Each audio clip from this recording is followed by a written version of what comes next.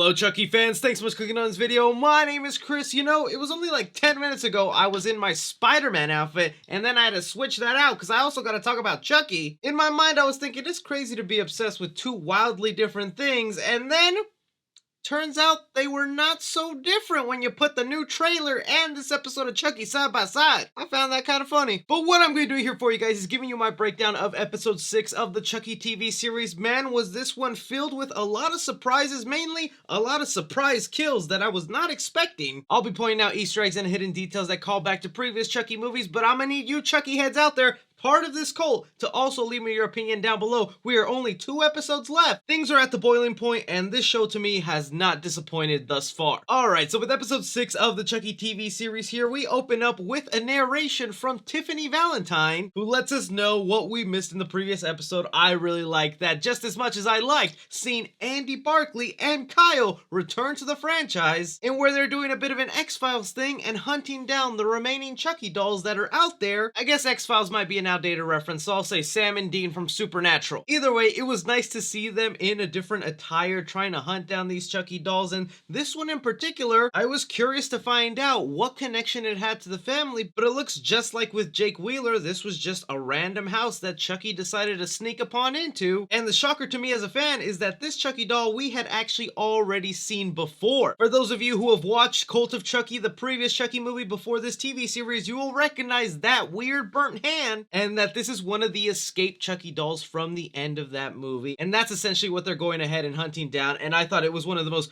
badass moments seeing Andy Barkley, played by Alex Vincent, just shoot this doll in the head, teaming up with Kyle to end its life with Chucky going, "Fuck you, Andy!" Great reintroduction. Cutting to the title card sequence of this episode, where it's made up of a bunch of glass, something that'll come to play later in this episode. Cutting back to Andy and Kyle as us longtime fans finally get a bit of closure to see what these people have been up to since we last saw them. And I did like how they showed flashback scenes to Child's Play 2 just to kind of hone it in for the new audience members. It's also nice to see that Kyle does have some sort of love interest in her life, with Andy looking at that photo, showing that at least Kyle does have a happy life, because we get hints that Andy is really messed up in the head from the trauma that Chucky left him, as Kyle starts asking Andy why did he keep the head of the original Chucky doll locked up in a safe to torture for several years. The scenes between Andy and that Chucky doll were some of my favorite moments in Cult of Chucky, and it's kind of nice to get an elaboration on that, where Andy mentions that he learned it from military school how to torture this doll, and also getting to know thy enemy. But what might be really sad to some fans of Bride of Chucky and Seed of Chucky is Kyle does mention here that she took care of that Chucky doll, so essentially what this means,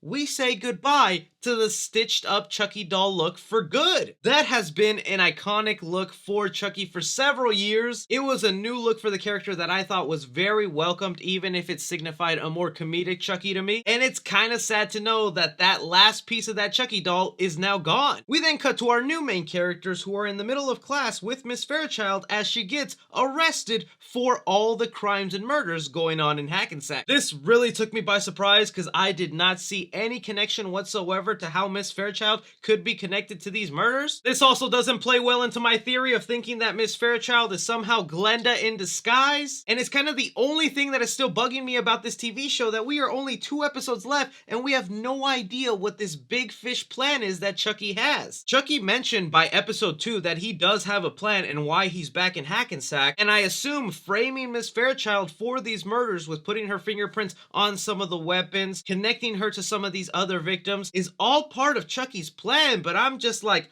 I want to know already, man. And again, I'm still loving the dynamic between this trio, LDJ, where they're starting to discuss, okay, what do we do? Coming up with the idea that they need to get in contact with Andy Barkley, as yeah, that would be the smart thing to do, as in their universe, he's the most prominent figure to ever yell, Chucky did it. Bringing us back to the hotel room in Hackensack, where we find Tiffany and Chucky still being little bit of lovebirds, and we get a call back to Bride of Chucky, where we see Tiffany stuffing a body into a suitcase. this wouldn't be the first time she does this, as in Bride of Chucky, she did this exact same thing to one of the victims in that movie, and I thought this was a great little callback to that. And I gotta say, the Chucky and Tiffany scenes right now are kind of my favorite part of the series. Just seeing their bicker back and forth really works well for me. Like, I totally see Chucky in the body of Nika when she's talking. But we don't get to stay with good old Chucky for long, as really quick, Tiffany decides to slice into the body, spraying some blood on Nika's face. It causes Nika's soul to come forward, making her fall to the ground as she's still paralyzed. And I feel like I'm sensing a pattern now, because the same way that Nika came back into her body in the previous episode was at the sight of blood on a knife, and then it happened again here as she was being sprayed by blood. It feels like that might be the triggering thing that has the soul coming back and forth, is just the sight of blood. If not, it's just a huge coincidence. From here though, we do get a flashback to Hackensack in 1987, where we're at the prime of Charles Lee Ray and Tiffany Valentine's relationship, still completely blown away and absolutely loving that Fiona Dorff is playing her father here as Charles Lee Ray, and this time around the actress who plays Tiffany fits the part a lot more, and I've gotten a lot used to the dubbing now, as it really fits well with the characters. We can see here that they're wanting to purchase this vehicle in town, with the owner then having to inform them that a couple was murdered in it, decapitated actually, and it seems very likely that Chucky and Tiffany were behind that murder, hoping to get this car as theirs. In the middle of this conversation between them though, we do get a call back to a famous Chucky line, where the owner of the car mentions that a true classic never goes out of style. This is a line that Chucky likes to use, and I guess it even made him mad that the guy didn't use it correctly.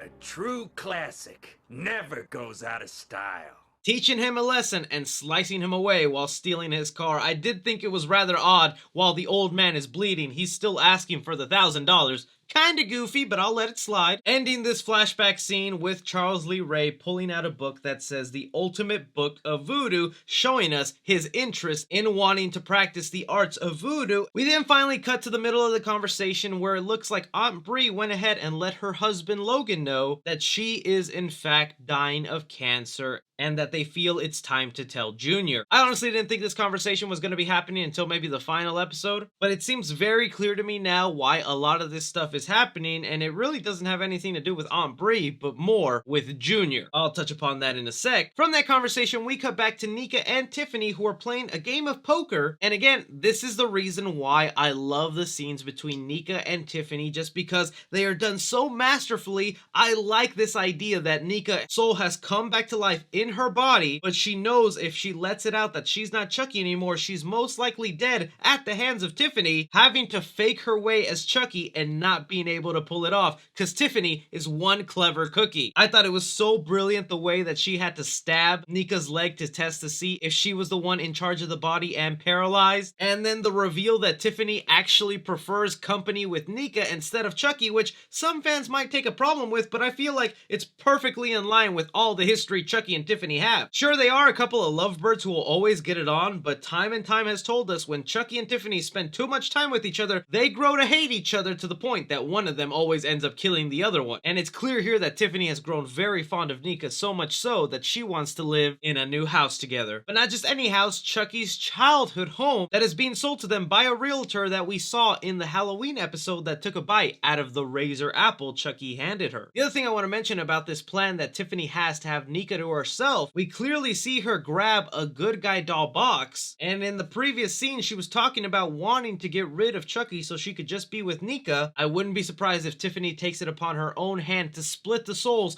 put Chucky's soul in a new Chucky doll. That way Nika can have her body to herself and Tiffany can just stay living with her. As all of this is going on, we see our main characters finally go ahead and call Andy Barkley, inform them of their situation, with Andy being very experienced with the situation, offering them good advice while they drive their way to their location. And in the other room, we find Lexi and Junior having a conversation where Junior is opening up to Lexi about his mother dying. Lexi, obviously being a little too focused on a killer doll out on the loose right now, makes Junior realize that he can just no longer confide in her and decides to break up with her. Another crucial thing that happens to Junior in this episode that we'll get to in a sec. Bringing us to one of the biggest surprises of this episode, where we see Junior and his mom outside the parking lot of her therapist therapist as she's about to go inside to let her therapist know she's going to refuse treatment and instead is just going to let the illness run its course. I thought it was a pretty brave decision for the character of Bree, and then out of nowhere we see Chucky pop up, taking the opportunity of her standing by a window to smack her right through it, and then having her land on top of the car face to face with her son.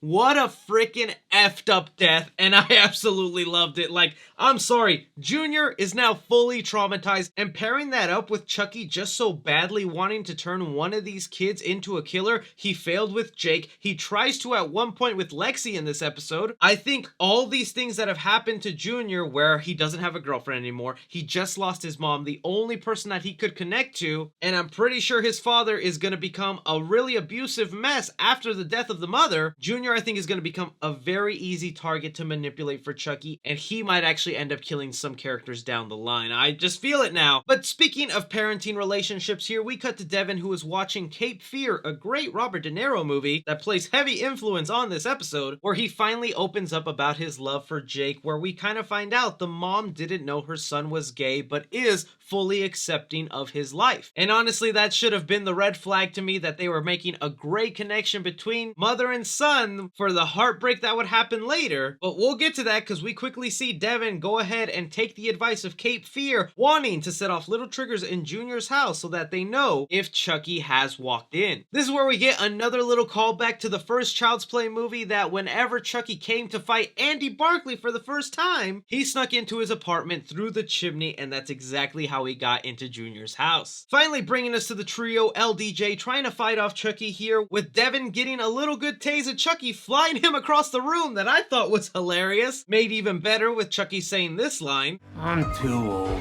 for this shit. But it is all the more odd that Chucky just straight up avoids killing Lexi, Jake, or Devin at this moment. That makes me think having them alive is part of his master plan that we are still unaware to what it could be. But before the show gets to that shocking reveal, we get one right up front where Devin's mom falls down the stairs, breaks her neck, and ends up dying. I could not believe they killed off Devin's mom here. I really thought she would be one of the characters to make it through to the end, and I feel so bad for little Devin. Like, really, our characters now have nothing left to lose. They are at all odds and want full revenge with Chucky. I'm at to the point now where I thought I knew which characters would make it out alive by this season, but now I'm like anyone's fair game. I think these are just the tip of the iceberg as far as surprise kills, but I'm mostly just excited to see how this all ties in together. That is everything though I caught from the latest episode of Chucky. I want to hear from you guys down below. What did you think of this episode? What was your favorite part? What was your least favorite part? If you're a Chucky fan and a Spider-Man fan, don't forget to check out my trailer breakdown for the new Spider-Man trailer. I'll link it in the description. But as always, my name is Chucky Boy.